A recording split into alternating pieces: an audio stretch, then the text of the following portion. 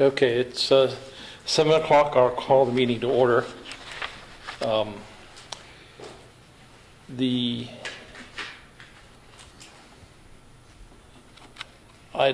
Do people feel prepared to review and approve the minutes from 2 weeks ago?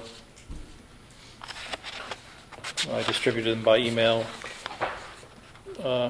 2 days ago, I think. I have read them.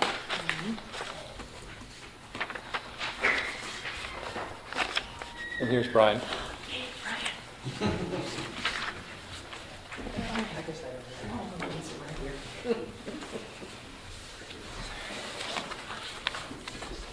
Brian, we're considering whether or not we can informed enough to approve the minutes.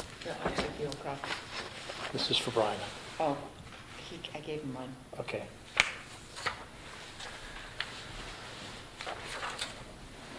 I had no comments on the minutes. No, neither do I.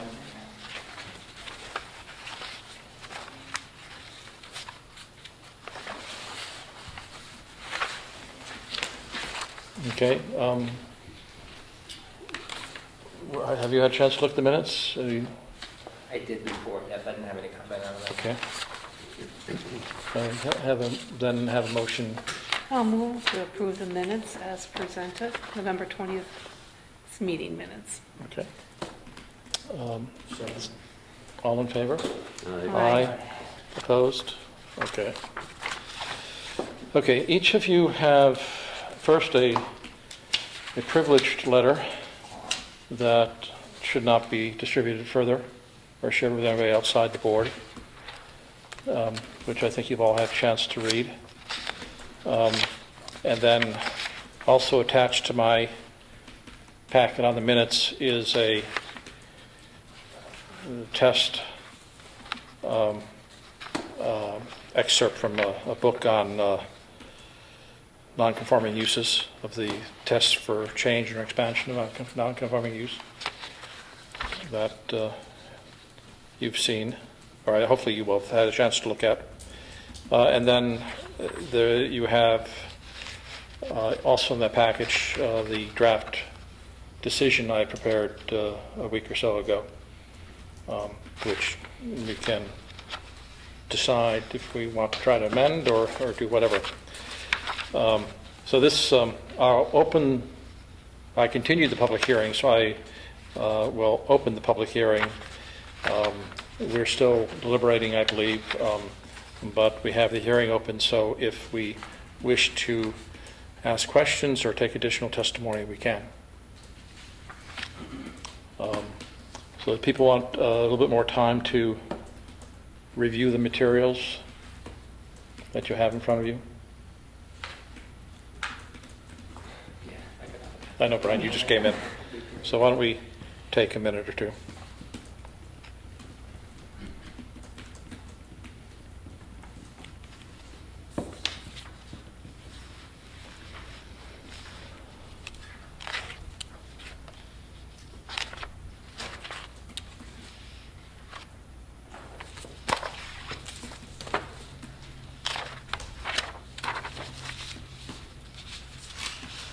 Say, Rick, while they're doing that, did you find out how this gentleman pronounces his name? I'm just curious. You know, I never asked. You coward. So why don't we just call him Ralph? Okay. You've not seen Martha's minutes yet, but she captures everything.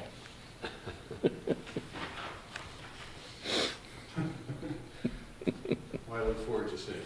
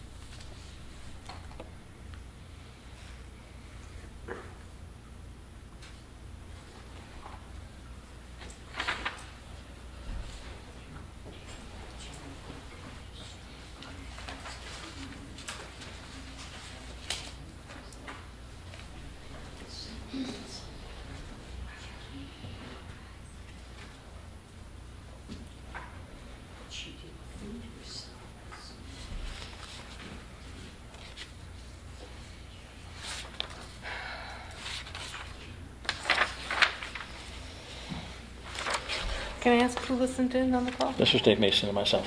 Thank you. I think what's not, first, that's, again, this is not knowing where this case may evolve. I'd ask that we keep this confidential, even in our conversations today. The one thing that isn't mentioned in here, but there was some discussion, was whether or not section 2.3 can be read to, can be read to deal with more than just new construction or new construction or adding a bedroom.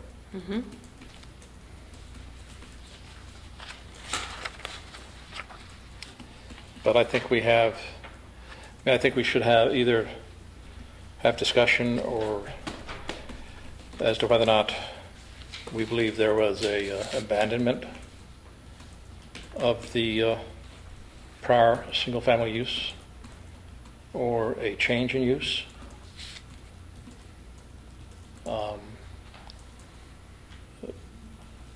From lodging to single-family. I think I have that right. So that's your point 8 in your findings. Yeah, so of fact. I mean, I would suggest that point 8 would be changed to say the use, the prior use was not abandoned. But changed? I'm not sure we have to really address that, but I think from the perspective of zoning, the use was changed from lodging to single-family residential. Well, if these 3 tests that we've been given Yep. have any relevance, they're not statute, but they are from a monograph that Bernie Law did in 1994 for the Municipal Law Lecture Series. And based on this case, then 2 and 3, certainly that's not the case. 2 says, will the change or expansion render the premises proportionally less adequate for the use in terms of the requirements of the ordinance? So obviously, if they go from 34 beds to 5 bedrooms, then it certainly doesn't render it less adequate. Will the change or expansion have a substantially different impact on the abutting property or the neighborhood? You could only say that the impact on the abutting property would have to be positive, certainly not negative. You're going from a ski house with 34 beds and people in and out to a single-family residence. And the first, does the proposed change arise naturally out of the grandfathered use, or does it constitute a new and different use, in which case the grandfathered rights are relinquished? I guess you could argue that it's a new and different use. If you wanted to argue that going from a ski house to a single-family dwelling is a new and different use, if you wanted to argue that it's residence in any event, then you might say that it arises naturally out of the use of as a ski house, and now it's a single-family dwelling.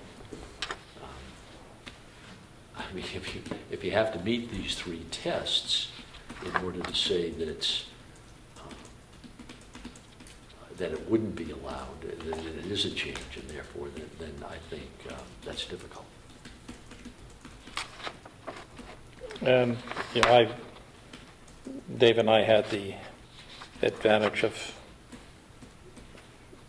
the telephone conversation. I certainly would agree and feel the same way that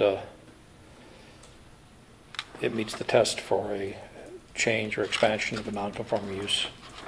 But I'll go further and say I don't think it. I don't think there was evidence of abandonment of the single-family use. I mean, certainly a change used to a lodging house, but there's no evidence that the prior use was abandoned.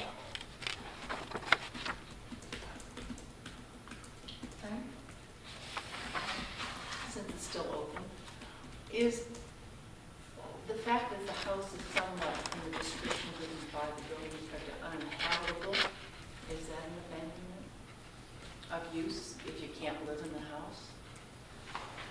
It was never fixed by the prior owners, it was sold as an uninhabitable place. Does that have any bearing on any of this? Nothing that I think I heard. I mean, clearly there's work to be done Well, to it's meet. oil and whatever, Yeah, it makes, clearly so that's uninhabitable. Is that the same as abandonment? I don't think so, because they haven't, In other words, Someone gave up the use of it as it was, they couldn't live in it well, anymore. what you're saying then is the fact that they had a situation that made the house uninhabitable and that they didn't repair that situation amounts to abandonment. Yeah, that's the question I'm asking you. Well, yeah, and I guess that is an argument that you might make. I think then the question would be, at what point did it become uninhabitable, and what was done? If the property was sold and the people that bought it are then making it habitable, over what period of time did that happen? Because the original owners didn't act to repair whatever needed to be repaired. I wonder, I mean, we only notified them, 5 or 6 weeks ago that it was a situation that needed to be fixed? When was that letter that went out from the selectmen? it was not There's that. also a letter in 1992. But septic system letter was,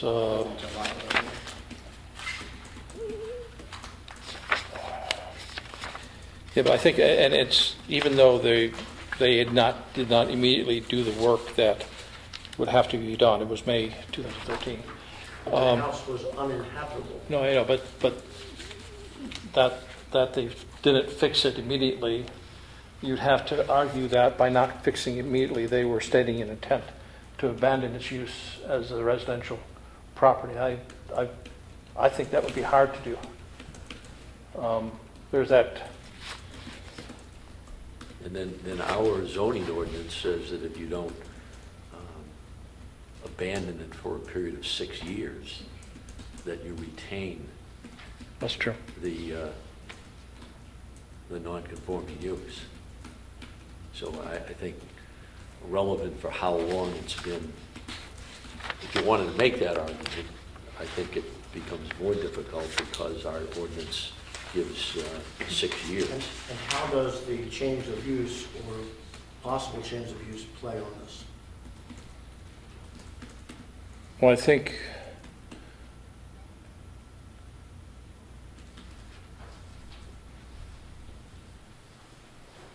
Because there's no dispute it was a ski lodge. yes, but they have the right to change it back to a residential house, is what I think we're saying, Based on the 3 prongs on the change or expansion of non-conforming use. And even if you don't want to look at that, you still have the separate question of whether or not they ever abandoned the single-family use. And in other words, that it was not a ski lodge. no, No, it could still be a ski lodge, but they never abandoned the intent or right. They never abandoned their right to convert it back to a single-family house. If you own that property, one would have to presume that you would think that at some point in the future it could be a single-family house again. They never. There's no evidence that they ever abandoned. That's to say then, because there's a lot of lodging facilities in the valley or in town that were originally single-family homes. and had Probably become- could be again. And had become lodging facilities. And to take it back to a single-family home, you're maintaining that that's not a change of use? It's a change of use, but it's a change to a prior use that was never abandoned. I think that's the point.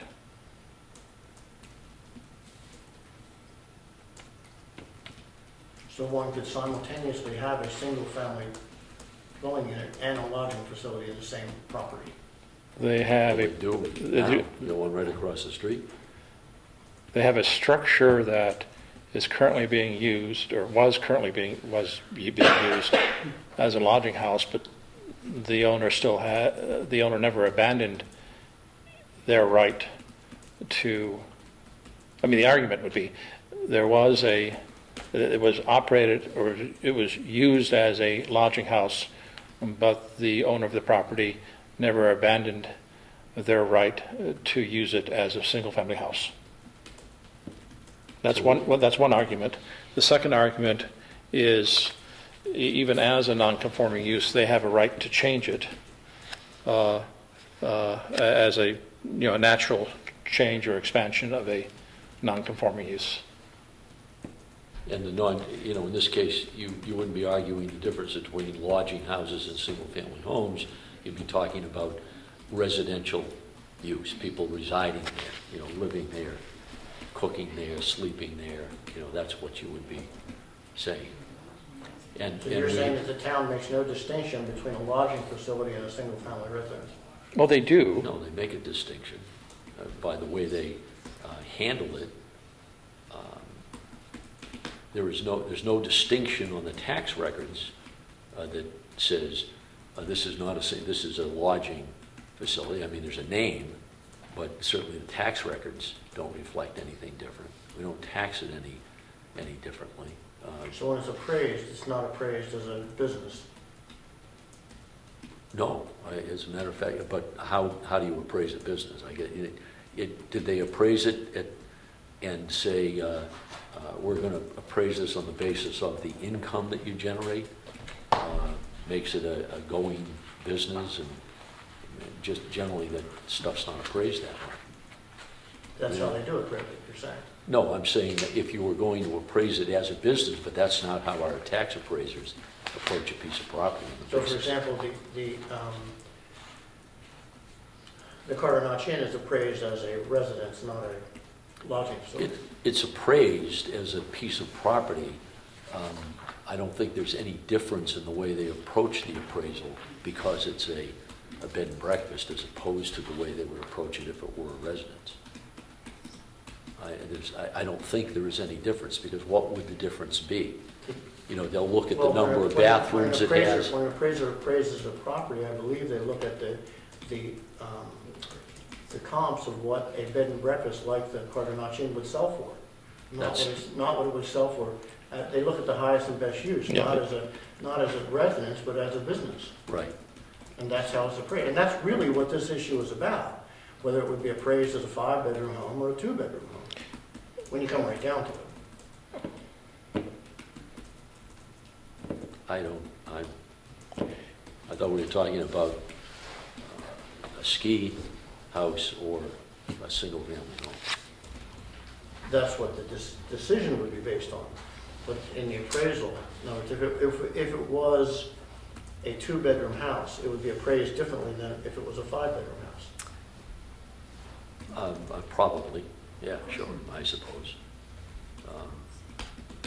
And if I were buying the property and I wanted to turn it over, I'd be interested in having it, being able to list it and advertise as a 5-bedroom house. We just had that recently in town where an owner wanted to convert a 3 or 4-bedroom home to a 2-bedroom home so he could build an accessory apartment.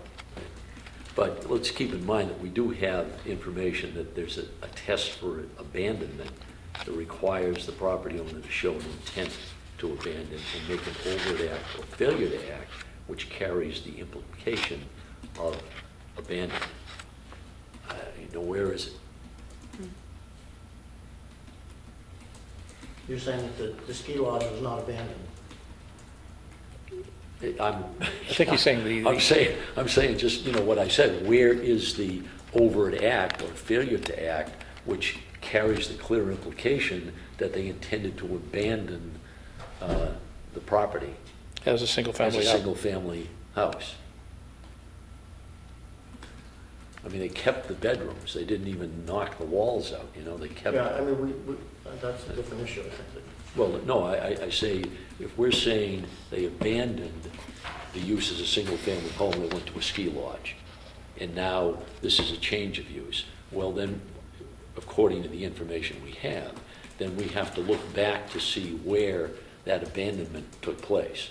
And if there has to be an overt act or failure to act with a clear implication that their intention was to abandon that use, then we have difficulty.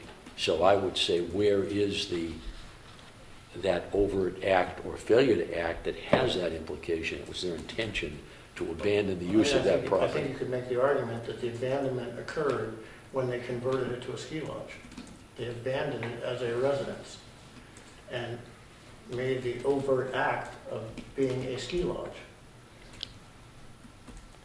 I guess I see a distinction Still a between. residence. It's not a single-family home at that point, but it's a residence.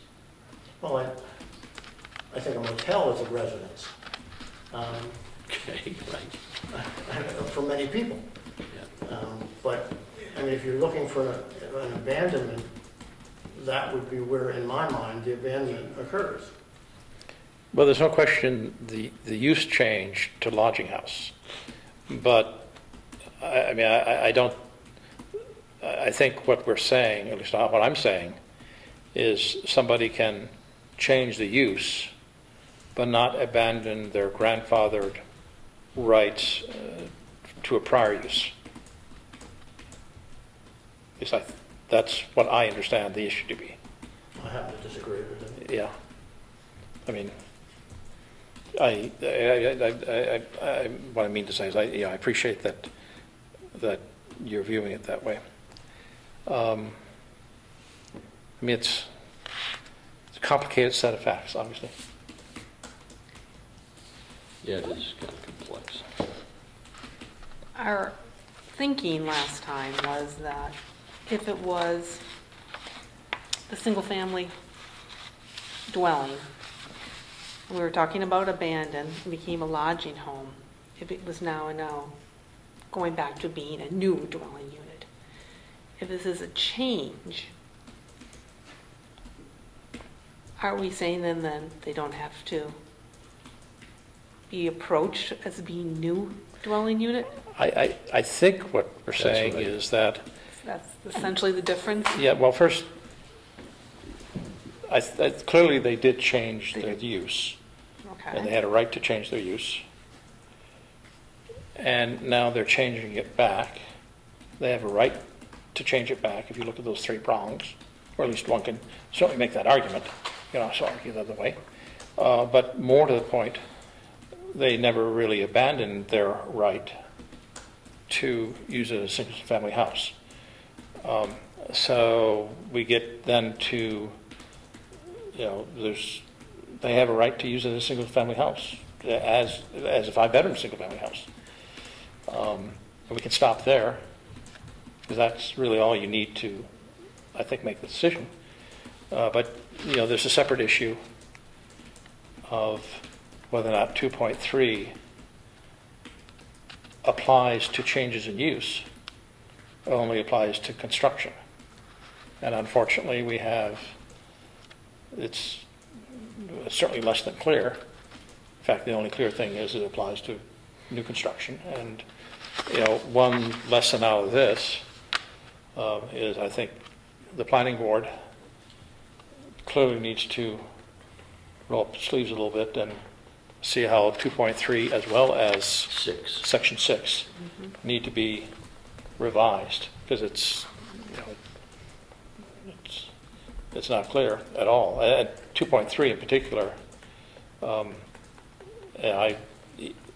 have a hard time seeing how that can be read to apply to a change in use. There's certainly no evidence that was the intent. I mean, I think the intent, my recollection of the intent was it was to allow people who have small lots up on Tyrell to build at least something. We have certainly applied it to limit existing two-bedroom houses to expand to more than 2 bedrooms. And there's, I think, consensus on that's what the town would like, though it's also not exactly clear that that's what 2.3 says. So even so I think the planning board needs to decide whether or not they would sponsor an ordinance to make 2.3, make it clear that 2.3 applies to a increase in the number of bedrooms, and whether or not 2.3 applies to a change in use, as well as section 6 applying to also being used to determine the number of bedrooms allowed on an existing lot. I guess I'm still struggling a little bit, maybe, Jerry, you are too, about if this were going in the other direction, we would be coming to the same conclusion. If this had been a lodging house in the 50s and 60s, became a single-family resident, and they want to go back to a lodging house, wouldn't we make them, wouldn't the requirements be to meet all the safety and health and code issues associated with a lodging house? It would be my feeling that that would be so.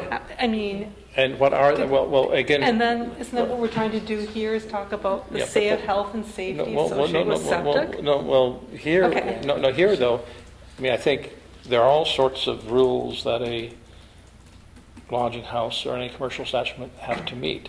Right? I think we're limited to what our zoning ordinance says Mm-hmm. a lodging house has to meet.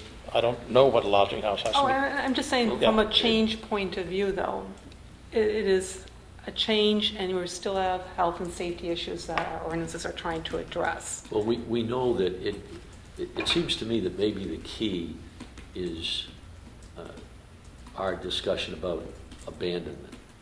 Because we know that if it's still a single-family residence, or they have the right to use it as a single-family residence, that because it's a pre-1967 system, the DES will allow them to repair that system, fix the system if it fails, et cetera, et cetera. Now, they need some waivers and so forth, which they may or may not get, but And, we don't, what you said, Yeah. the DES will allow, we don't know that. well, It's true. we know that that's their policy. There's a little question about that. Now, if they need some waivers, maybe they'll get the waivers, maybe they won't get the waivers. I don't know how the DES feels about that. But if they're not, if they haven't abandoned that single-family situation, then it will be up to the DES whether they get that permit or not. It really won't be up to the town Of Jackson. town of Jackson, because they have a pre-existing 1967 system that the policy of the DES is to allow those to be repaired. So that would mean that we would override the selectmen's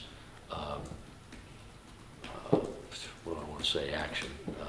Administrative decision. Administrative Unless action. we feel that going from a single-family home to a lodging facility is an abandonment of the single-family home. Yeah, do we, if we I feel believe that, yes. you do, yeah, well, okay. If we feel that as a group, then we would vote to uphold the And selectmen. the reason, part of the reason I believe that is just what you alluded to, is where do you stop? We ever went the other way? Yeah. I mean, if a single-family home had been a restaurant, became a restaurant, and then they changed it back to a single-family home, could they then change it back to a restaurant? I think when you take a building that's a single-family home and you make it a restaurant, there certainly is an overt act, and You're making structural changes. that, Even if well, they it live- is an overt act that says, we're abandoning the use of this as a single-family home. Not if they lived in it. In other words, if the owner of the restaurant lived upstairs, Well, and if the owner of the restaurant lived upstairs, I would think they could probably close that restaurant down and say it's a single-family home again, without any problem at all. right, but then could they change it back to a restaurant? I think they probably, I don't know that they'd have the right to do that, but they probably could. I'm talking about outside the village district. Yeah. Right, Well, no, is of it- course, that's really not what we're talking about. What Well, we're talking I think about we is are. That's residential. when you're, my opinion, my belief is that when you change it from a residence to a lodging facility, you abandon the single-family home, if you want to call it that. And now they want to go back to a single-family home. If the new owner wanted to convert it back to a lodging facility, and on the grounds that it was grandfathered, because that's what it was. Yeah. That would appear, You've got the same information in front of you that I have, Yeah. so. that's an interesting question. It would appear, as I understand the It's not a rights question to. for us, but it's an interesting question. That's fair. I mean, that's, it's hypothetical, but, you read what, you'd have to argue that that was some sort of overt act in which they essentially declared, that they no longer wanted to have, if it was a lodging house going to single-family house, going back to lodging house, you'd have to somehow look at their actions or lack of actions at the time of conversion from initial conversion from lodging to single family, and looking at everything that happened, make the decision that they overtly or obviously abandoned the use of a property as a lodging house. Now, maybe if you knock down walls and take 10 bedrooms and change them to 3, you could read that as being I suppose, a declaration. The same way that if you had, in your example, if you had a single-family house and they installed a commercial kitchen, maybe you could argue that was a sufficient intent to abandon the prior single-family residence test, use. Here, as far as we can tell, we're not aware of any structural changes that happened in this house of note. How many bunks? That's Well, just hardly a structural change. Yeah. Did they put in the required fire exits? Did they put in extra parking because they had extra cars there? Those would all be actions that you wouldn't take in a single-family residence. But you have to also read those actions as intent to, abandon the prior use. At some point, 34 bunks were installed in the house. Yeah, I'd argue that's furniture, but I mean, clearly they were using it as lodging house. Nobody disputes that. I mean, that, Well, I mean, I think we have I'm not sure I don't think we're going to reach a consensus. I think we're going to have to vote and see which way people vote.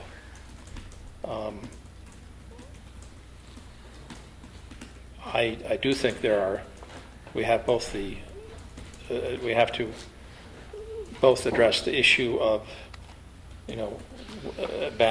changing use, abandonment. We also have to address the issue of whether or not 2.3 would apply to a change in use. So I think there's two important decisions we have to make. I'm happy to discuss things further. I'm not sure. I mean, you and Brian. If we decided that it was abandoned, then that would be, that constituted change in use, then that would be the end. We wouldn't have to go. We'd have to, I think we'd have to pass, if you wanted to uphold the selectmen, I think we'd have to make a determination that A, the prior use was abandoned, and B, that their right as a non-conforming use to make natural changes, that they don't meet, I suppose, prong number 1 of that test. And the third thing we'd have to decide is that section 2.3 applies to more than just new construction or expansion of bedrooms. We'd have to decide that it applies to change of use. So I think, to me, those are the three set of votes that we should take. And your second vote, again, could you go, that's the natural rising issue? Yes, yeah. So, I mean, I think, there are, on the non-conforming use issues, there's both the abandonment issue, as I understand it, and the natural change, the the right for a natural change or expansion of a non-conforming use, which is that page. And clearly, I mean, Dave read the 3 prongs, and it's really the first prong that one can argue about. You I think can argue about it. the other 2 seem to meet.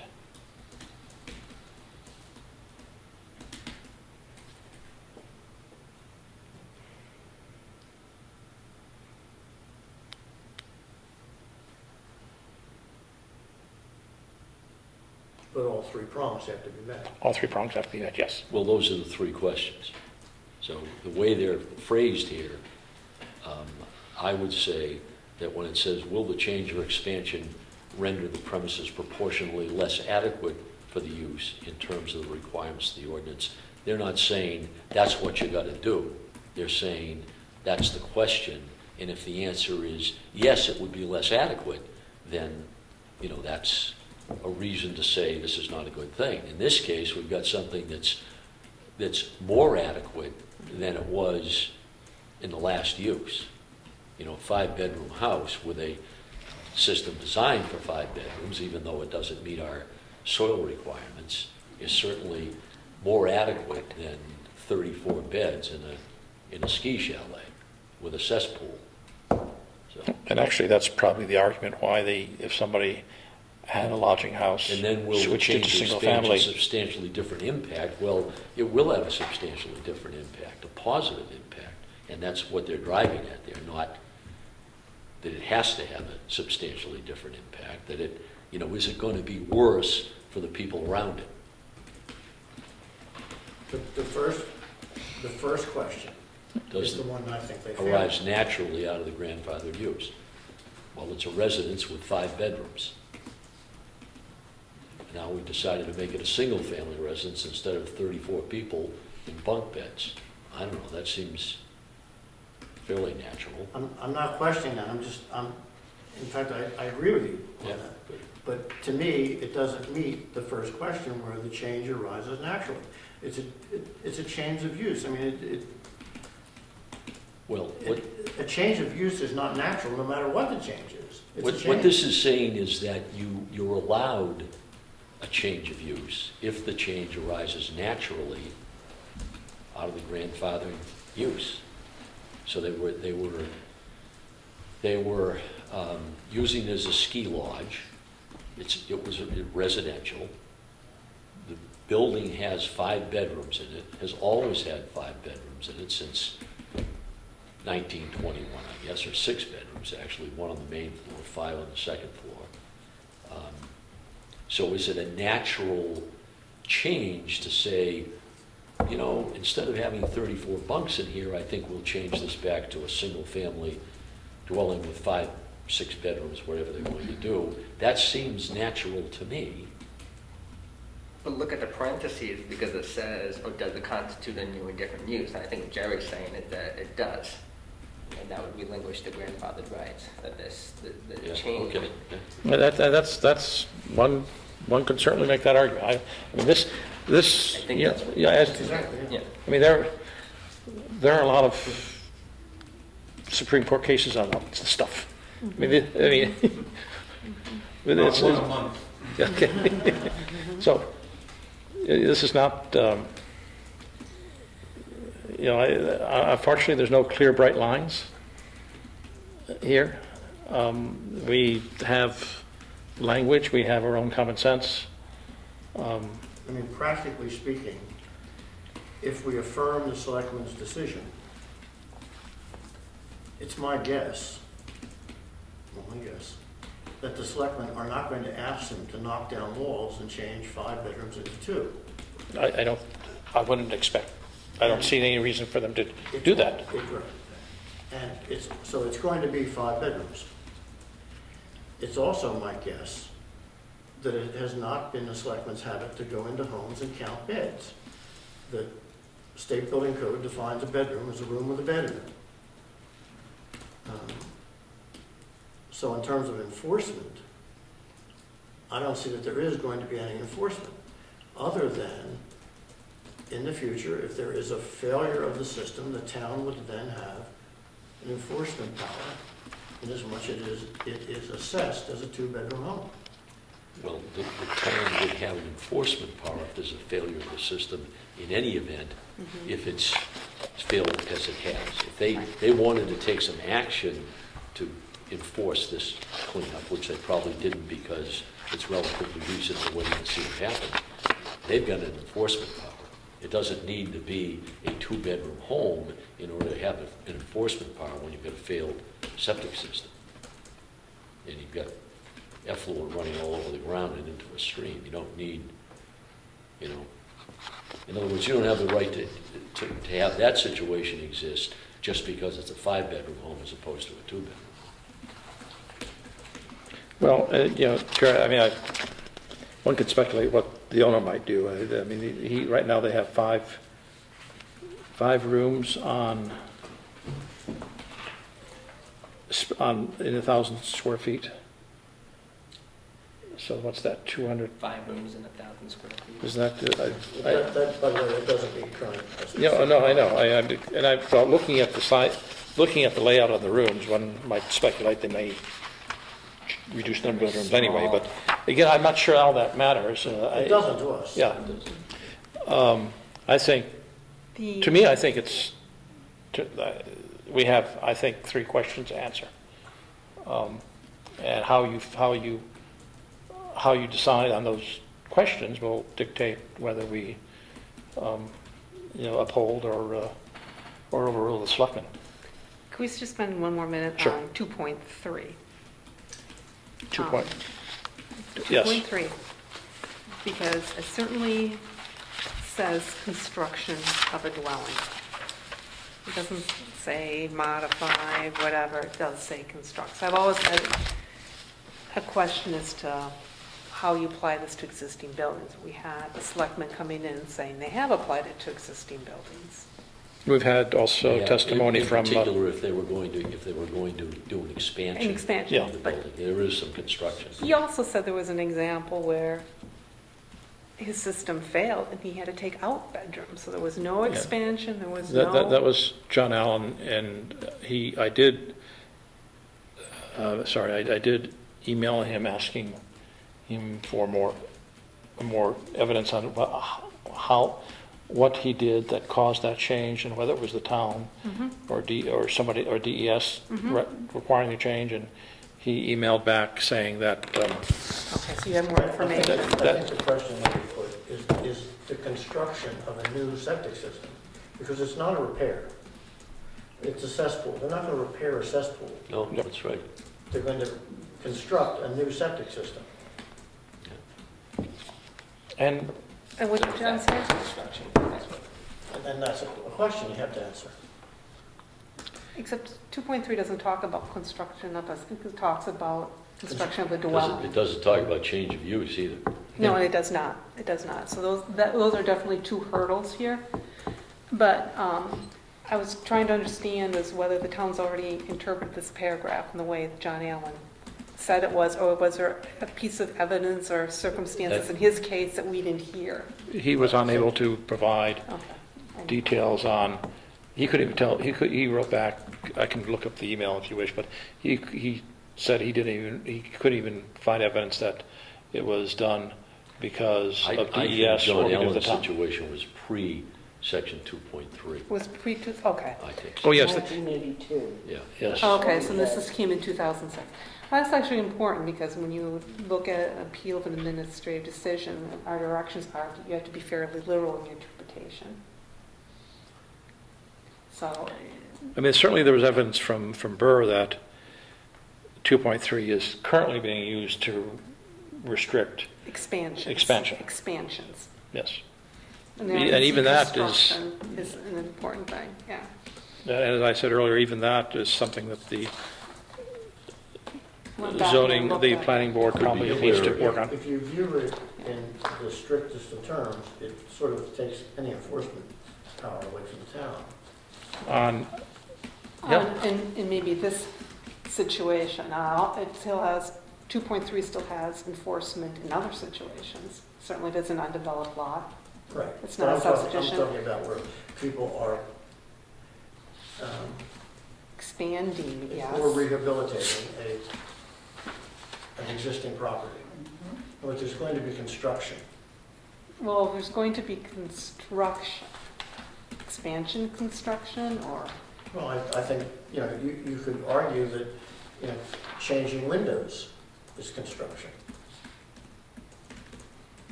Putting on a that's- roof. that's A roof is I'd construction. have a hard I time would have a hard time argue with that one repair. too.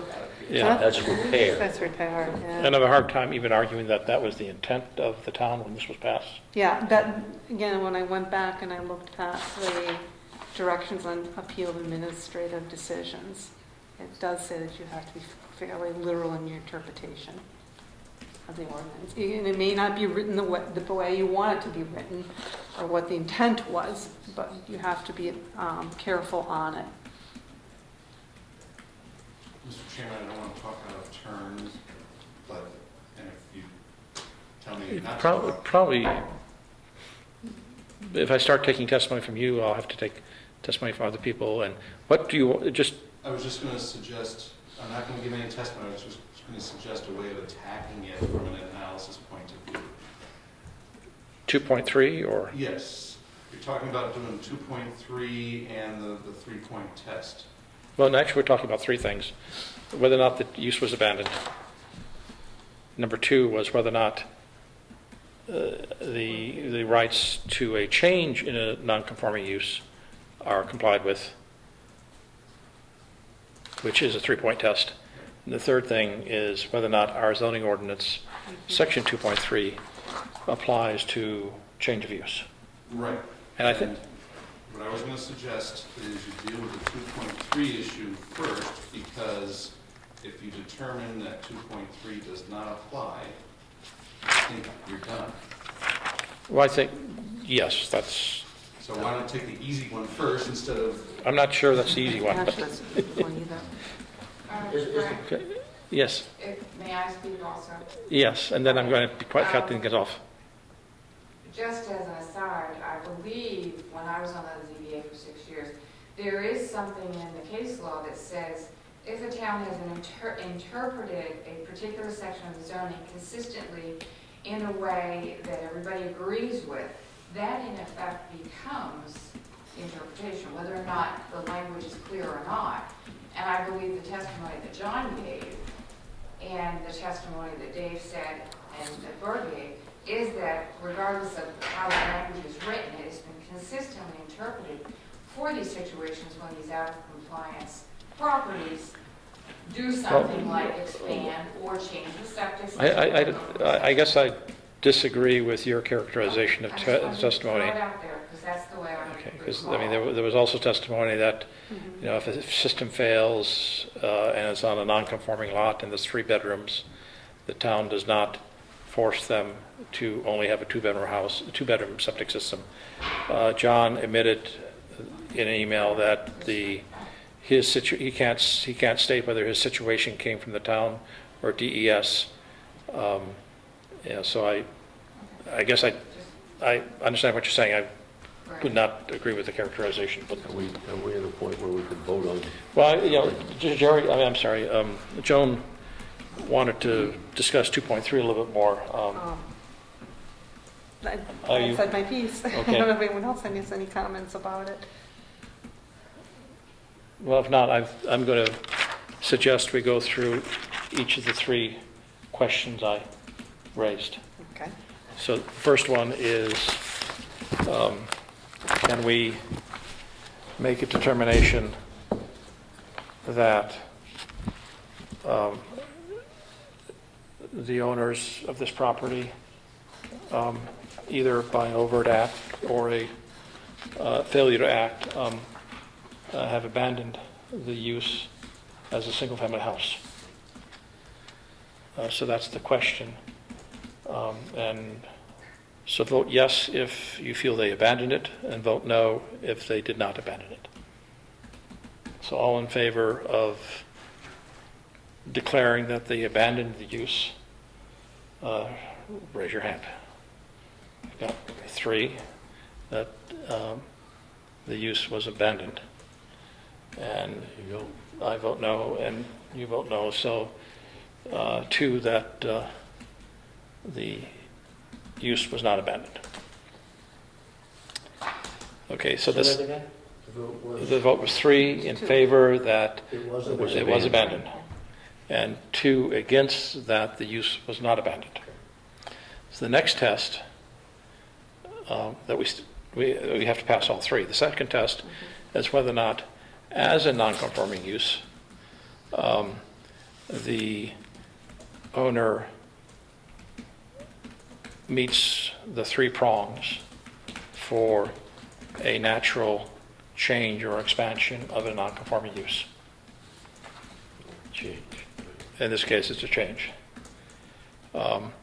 And the 3 prongs, again, of course, do the proposed change rise naturally out of the grandfathered use, or is it a new and different use? Will the change or expansion render the premises proportionally less adequate? And will the change or expansion have a substantially different impact on abutting properties? So again, I'd ask for a yes/no vote, with a yes vote being that we find that, how to phrase this? It meets the criteria Yeah, for thank you. change.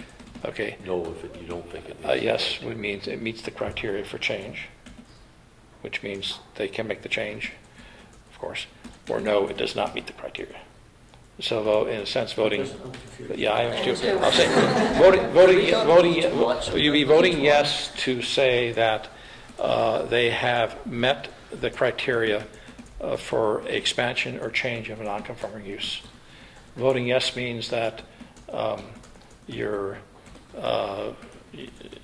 a step on the way to overruling the selectmen. Voting no means that they have not met the test or change for non-conforming use. It means you're going in the direction of upholding the selectmen. Before voting, could we actually maybe just go through each question Okay. and vote at each one individually? That's Would that fine. be more clear? Okay, fine. Yes. Okay, we'll do it that way. makes sense. Okay. Okay. And it seems like the 1 is the point of contention. Yes, maybe so- we should so- just go to 2 and 3 now, just to see Fine. if we're on the same Number page. 2, will the change or expansion, and this is the change from a lodging house to a single-family residential dwelling, will the change or expansion render the premises proportionally less adequate for the use in terms of the requirements of the ordinance? All in favor of deciding that the change will make the premises less adequate, raise their hands. All in favor of saying the reverse, that, everybody else? Nobody. Yeah, we're good. So, Fine, great. So 5-0. Okay, the next question. Do you agree with this next question? Will the change or expansion have a substantially different impact on abutting property or the neighborhood? Parentheses, negative. Yes, negative impact. All in favor of that being a true statement, raise their hands. Nobody raised their hands. So that also is a 0-5 vote. I presume everybody else is voting in the affirmative. I mean, the other way around. Okay. yes or no? Okay, so the third question. Sorry to make this so confusing. No, it's the wording of this. Yes, okay. Now, are we re-voting on the first question again? No, We didn't vote on it before. we haven't voted on this yet. We voted on question 2 and 3. Right. I'm sorry, we voted on prong 2 and 3 of the overall second question, the right to change or expand a non-conforming use. So we agreed there's no problem with 2 or 3, Right. Right. Yes. but we do think we voted that number 1 is not met. We have not. We have not voted We yet. haven't Oh, voted. we're going to do that Okay. We're now. about to do that. That We was the point of did vote contention. that we found by a vote of 3-2 that the use was abandoned. But now we're voting on whether or not there is they have the ability to change it. Because A separate test. a dwelling Change and a from lodging their- unit from the rise scheme naturally from barn. each Yeah. other. Ask the question as you Okay. go further on. That's it. So raise your hand if you agree with, does the proposed change arise naturally out of the grandfathered use, parent, or does it constitute a new and different use, in which case the grandfather rights are relinquished? All in favor of that being true, and as the vote to true here, again, would be going in the direction of overruling the selectmen. All in favor of that? Wait. We're voting that number one does it. So if we say yes, then we're affirming the selectmen. No. No. You're voting against the selectmen in that case. Yes. Just take the parenthetical out of It there. says that the grandfathered rights are relinquished. Does If the it's- proposed change arise naturally out of the grandfathered use, and skip the Yes. parenthetical, Oh, just because that's stop. confusing, Okay. just Okay. stop right there. Okay. Does the proposed use, the change from lodging to single-family residential, arise naturally out of the grandfathered use? All in favor of that, raise their hands. As much as I can. Actually, I That's can two. see that, and I know it sounds inconsistent, but Okay. they abandoned to me because they sold it as a ski lodge to ski lodge. They did fire inspections, they took all the actions to run as a ski lodge. But I certainly understand the argument that a residence dwelling and a lodging facility are the same basic function. It's a question of safety codes and a few other items like that you have to fulfill in two different criteria. But it's not a gas station to a dwelling, it's not a commercial warehouse to a dwelling. They do arise naturally between each other. I understand that argument. Okay, and can I assume that, Jerry, that you and Brian are voting no? Okay, so that's a 3-2 vote. That we have a natural expansion of non-conforming use. I would like to go on and vote on 2.3, though it's not really required at this point. Well, if we do that, then that, Yeah, I would caution against that. Okay. Yeah, we don't need to do that. Okay, so we have decided that this is a natural, this is a change or expansion of non-conforming use, which for which they have the right to do so. So I believe we've established that we should overrule the selectmen. So I'd like to kind of just formally make that motion, and hopefully somebody can second it to make it official. so moved. Okay, all in favor of Somebody needs to second. overruling the Well, selectmen? second. Second. Okay, all in favor of overruling the selectmen, raise your hands. 3, 2, and if opposed, 2. So we've voted 3-2 to overrule the selectmen. I will again try to modify my decision and share it with each of you. I'll close the hearing. I would like to, and thank everybody for being here. I would also like to find out if, I'd like to suggest that we communicate with the planning board about some of the lack of clarity in these two sections of the zoning ordinance, and recommend that they make it clear whether or not change of use applies and in which cases, as well as Right. making it clear that section 2.3 applies to expansion bedrooms and section 6 applies to number of bedrooms allowed on a conforming lot. Could I ask that the selectmen also be included, Absolutely. and possibly the town engineer and building inspector? Yes, I think it's, well, I say the planning board because they're the ones who are responsible for creating the ordinance. They can, of course, I just meant for some expert yeah. input.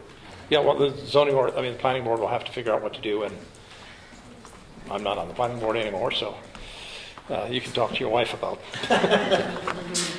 working on it. Okay. I read these all yes. together. I'm sorry? I read these all together, what they're getting at. Okay, I'm going to shut the door out. I gotta go home. Okay. Yeah, before I close the meeting, go ahead, B. Do you have a question? This has nothing to do with this. I have a question. If a person got a variance from the planning board, can they come and void it? Well, the planning board can't give out I mean, variance. the the ZBA. Can they, who can, If we gave They a don't- variance, No, it's a right they have. They can, if people disagree with that, within 30 days, they can move for a rehearing by the ZBA if they have standing, which means they're a butter, or somebody with a direct interest, or the selectmen. And if that motion for a rehearing fails, then they can take that to Superior Court. But I believe if they take it to Superior Court, they can only raise the issues that were discussed at the Board of Adjustment and the original meeting, as well as the rehearing. Does that answer your question, or? Did you say only 30 days? Was it a 30-day window? There's a 30-day window on a motion for a rehearing, yes.